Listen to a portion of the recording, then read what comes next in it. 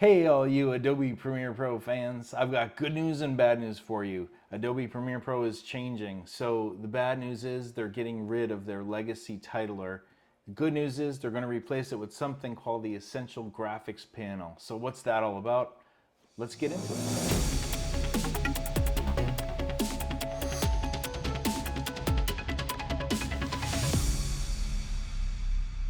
Okay, so we've got our Premiere project open here, and we've got a background already set.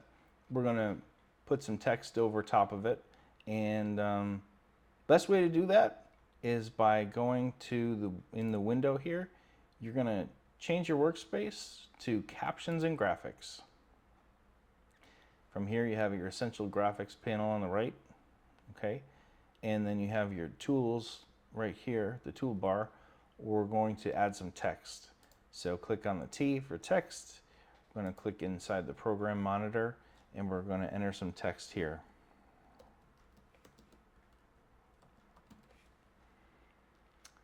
Now I'm going to make this the banner for this quote that we're going to build. Font's a little bit small, so we're going to raise that up. Let's make it maybe 65. That looks pretty good. Now let's center it.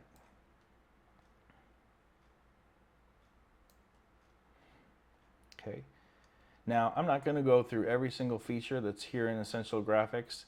You can go through when you get some time and figure out a lot of this stuff. Some of it has to do with animation, and there's some really cool things that you can do. But for now, we're going to stick to the basics because this tutorial is geared for those guys out there in the field that have to turn something really quickly. They don't have a lot of time to get real fancy. But they want it to look uniform with everything else that we do at our station. So with that said, we're going to add a quote here. So in your quotations, and we're going to say something like, this is where the statement quote will go. We like to use the Gotham bold font in our full screens. Okay, so whatever the quote is, you're going to put it there. Now, if you notice over here on the right-hand side, on the top corner, you've got your two different text boxes, okay, and they're separate. And they're separate sizes as well. So, well, this happens to be 65, but we could change this size if we wanted to, just for the sake of argument. You see that they're behaving separately from each other. Okay, so, but they're also within the same video layer on the timeline. Okay. One thing that you can do, let's get this back to where you can read it better. So one thing that you can do here is add some keyframes if you want. And the way to do that over in the Effect Controls tab, which is already open because we have this selected. So we can go here. And if we want to make this a little fancier, we can add some opacity keyframes and have it dissolve in. So from the very beginning, we're going to go down to where the opacity is. Turn on the stopwatch to set your first keyframe. Set the opacity to 0. And then let's go 10 frames forward. In case you're wondering how I did that, I just hit the Shift key and the right arrow twice. Every time you hit it, it's 5 frames. It's a little shortcut. So set the opacity to 100. And now just a little touch, something that you can do if you wanted to add a little something to it, if you have enough time out there. So now the next thing we want to do is add another text box. And this is going to be the company spokesperson. I'll put their name down here. And maybe we'll make this a little bit smaller. That's a little too small. Let's make it 50.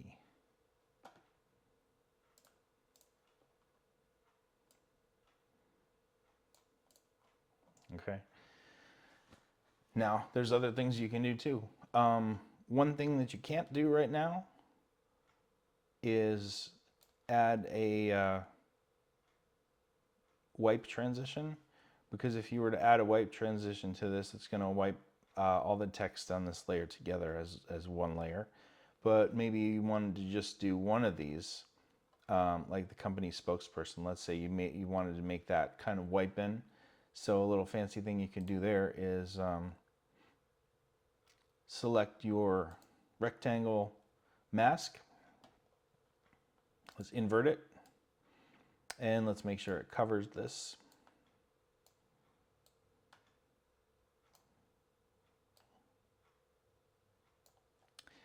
So we'll set a keyframe right here in the mask path, and then we're going to go ahead, let's go 15 frames. And then let's select that mask again, move it over. That sets a second keyframe. So now if we go back a little bit, and let's just deselect this layer so you can see better. We let that play out. It makes it a little wipe transition. And you've just done that just with keyframes. So there's a neat little trick that you can use. You can do dissolves. You can do, you can move things in from any corner, just setting in and out points and adjusting the position or the scale over here in the Effect Controls tab. And this is what your basic company statement quote is going to look like. Okay. Now, if you notice, a lot of the settings over here are kind of duplicated over on this side. So you have your pick as to where you want to make the changes. But as far as keyframing goes, you can only do that in the Effect Controls tab. Okay, just a little note for you.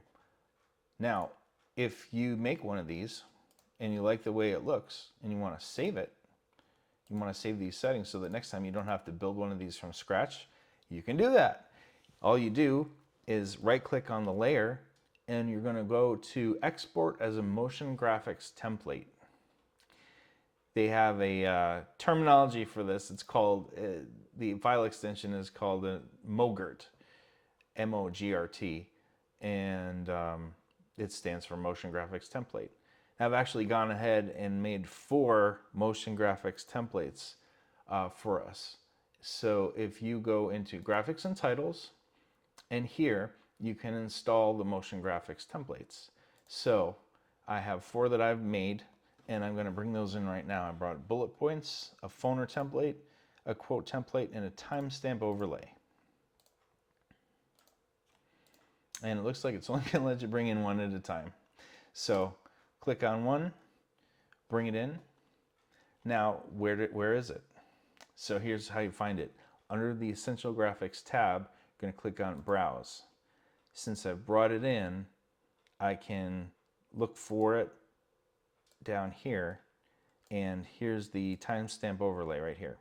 So what you would do is just drag this on top of your video, and you got your timestamp that you can change easily if you want to. Your layers are going to be under Edit, select, and then select your text layer, okay? And then you can modify it, okay? Change the date, you can do whatever you want to do with it. Okay, let's bring in another template. So we go, again, Graphics and Titles, install Motion Graphics Template, and this time we're going to install the FS Phoner template. Again, you want to see where it is. It's right on this side, and you can type it in to search for it, and there it is right there. So you can drag it down. Now this one actually has 2 backgrounds built into it, and you can select which background you want to use. So I have them, one of them is the eye is on, so that's the active one, and when it's crossed off, that's inactive. So let's switch it to the blue one. So turn that on, turn that off, and now we have the blue background. You don't have to go searching for it, importing it, and all that stuff. In fact, it's already pre-built. This is already in Gotham bold font, so it's ready for you to go. You can type in your text here, caller's name goes here, a picture of them here if you want it, and what they're saying. So that's that one. And I'll show you the two other ones that I've made for you guys. The bullets point template. Let's just put that here. Takes a minute to load because there's about 30 different backgrounds on this template. And again, the nice thing about that is you don't have to go searching for every one. In here, it's going to have all the different ones. I put them into a folder, so you can just go ahead and open this up. And you can see it's on the generic blue folder right now, but if we want to change it to the red one, it's easy. If we want to change it to this one, court bullets, and then it kind of animates a little bit. So I have it dissolve in with 4 different bullet points. And if you want to change when these come in, it's real easy to do. So you're just going to go to bullet point 2, and you can see where all the keyframes are. So there's bullet point 1, 2, 3, and then I think this is 4 on the top. Yeah. So if I collapse that, you can see where all the keyframes are, and you can just select them. Actually, you have to go into it. And there's your keyframes, and from here you can select them and move them so it comes in at a different point. Okay, that way it'll match the reporter's script. And you got all these different animated backgrounds that are included here.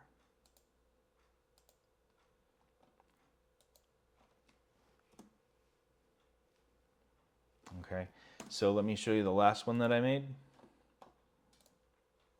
And that one is going to be, it's already here actually, so I don't have to import it because it's already here. And that's going to be the quote template.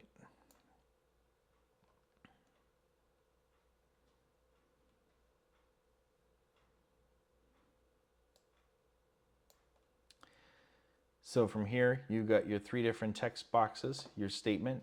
These are the actual quote, and then the person that said that quote.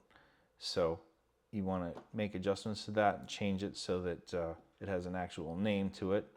What you do is select the right one, and then you go to company statement on the top, change that to whatever you want it to say, and then you copy and paste your quote in here, and then in the bottom one, you've got your spokesperson, you enter their name here.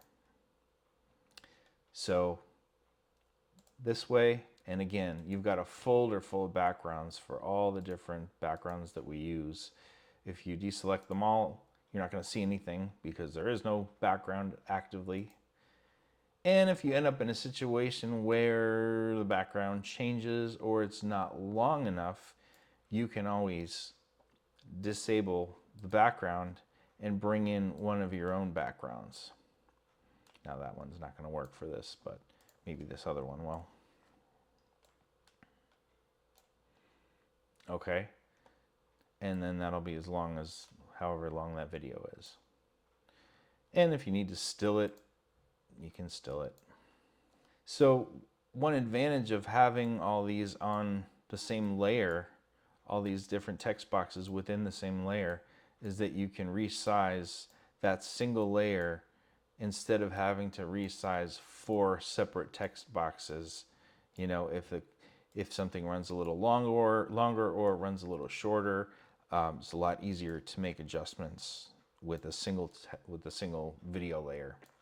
And if you wanted to copy one text box and make another similar text box, somewhere else, you can easily do that. You can just hit copy and paste.